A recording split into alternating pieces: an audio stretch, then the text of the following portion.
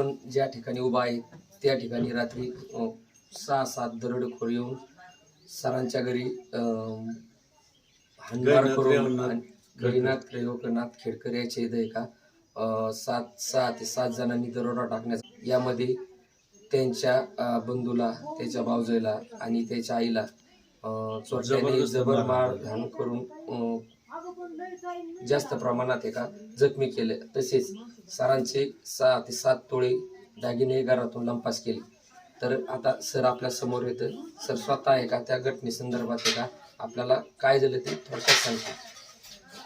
Sir आम्ही थंडीचे दिवस असल्याने आणि माझ्या वडिलांना पेरले झाल्यामुळे तर माझा भाऊ हा गोठ्यात बरोबर झोपतो आणि मी आणि माझं कुटुंब माझ्या आईच्या रूममध्ये झोपतो आणि माझ्या पलीकडच्या रूममध्ये माझ्या आई, माझी पुतणी तिघे झोपली।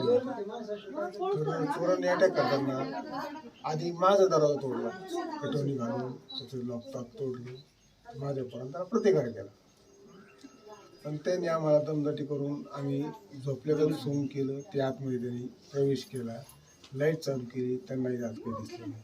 त्यांनी गप करून आम्हाला दमबाजी केली आणि परत बाहेर निघले, लाईट बंद केला, दरवाजा बंद केला आणि पुन्हा परत आमचं चक्करीटाचे झालं।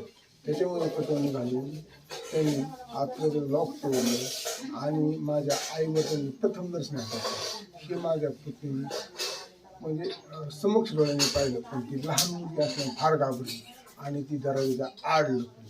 तिने जे कृत्य केलं ते सर्व डोळ्यांनी पाहत होती। तिने आम्हाला सर्व डोळ्यात सांगितलं। माझ्या आईला आधी एक टांबी हाणली तर माझी वडील ओरडत होते, पण त्यांना आवाज येत नव्हता, पेरीत असल्यामुळे त्याला बोलता येत नाही, काही करता येत। आणि मग त्यांनी कपाट अटॅक केला, तर कपाटाचं एक लॉक तुटलं आणि एक लॉक तोडायला त्यांना वेळ लागला, तोपर्यंत बाहेर ही झटपट चालू होती, एकमेकांचे दगड हाणत होते आणि माझ्या भाऊजाईला त्यांनी दोघांनी तिचे हात पाय जागेवर धरले आणि भावाला हातात दोन कोयते असल्यामुळे ती जवळ येत नव्हती, भावाला वर येत नव्हती।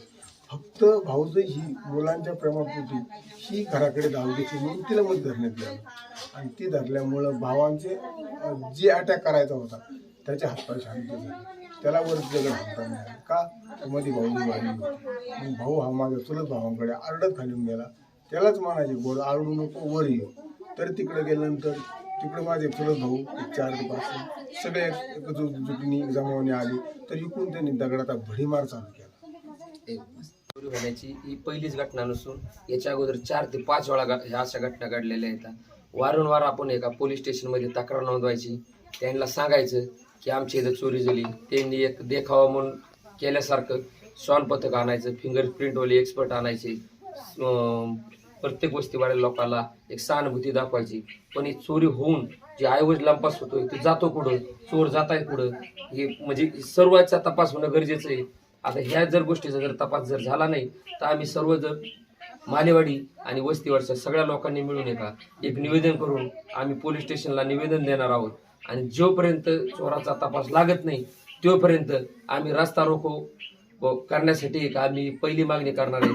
तुम्ही सर्व चोरांना सापडा, आमचा ऐवज शेतकरी येतं एक 2-2 पै करून त्यांनी सोन्यात ऊसतोड कामगार येतं, त्यांनी सोन्याचा एक दागिना केला आणि त्यांनी एका मिनिटामध्ये सर्व चोरी नसून ही दरोडा आहे आणि ते येत असताना एक नसून ते 6 ते 7 जण येतात, पूर्ण वस्तीला बाहेरून काड्या लावतात आणि पूर्ण एका घरावरती अटॅक करून पूर्ण ऐवज लुटून घेऊन जातात।